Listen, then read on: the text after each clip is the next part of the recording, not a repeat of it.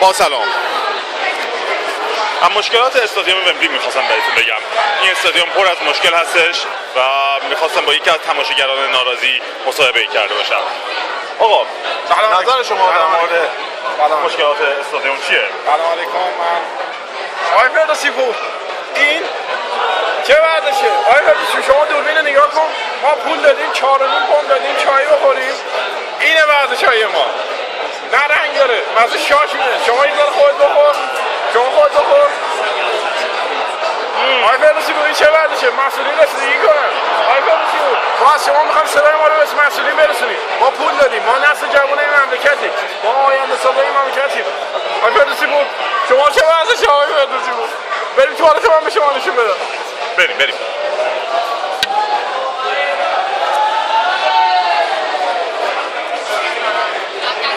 شما بیاین اصلا توجه کنید، این وضع مملکت ماست. این وضع شما بعد انتظار داری که ما واقعا به پیشرفت برسیم تو فوتبال؟ نه واقعا نمیرسیم. من آیه داتکان اون موقع خدا شاهده، یعنی به ما چای میداد در از این بهتر.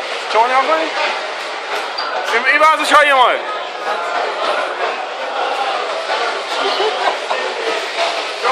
من به شما بعض آبخوری ها نشون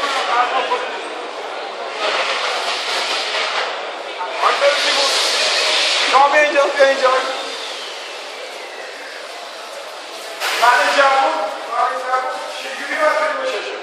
من جوان چجوری باید توی بششم؟ زمین خیس نیست، من عادت کردم. آی برزور ما عادت کردیم زمین خیس باشه، ما باید بششیم رو زمین خیس. اینطوری من نمیتونم پیرام رو تشکیل زمین خیس نباشه من نمیتونم پیرام رو تشکیل کنم.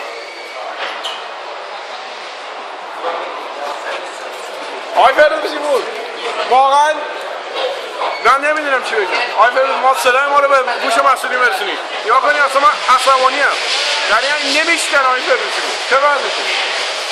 آی فردوسی بود خب میریم سراغ یکی دیگه از تماشاگران عزیز. تماشاگرنامه‌ها رو فقط نگاه کنید، فقط دارن به حاشیه پیوستن، فقط به حاشیه، فقط اومدن واسه خوردن و خوراک، فقط هیچ کار دیگه ای ندارن.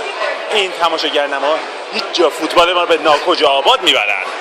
با تشکر از آقای فردوسی پور که تمام مشکلات جامعه فوتبالی ما رو برنامه 90 خواهشاً برنامه 90 من از شما میخوام خواهشاً صدای ما نسل جوان رو برسونید.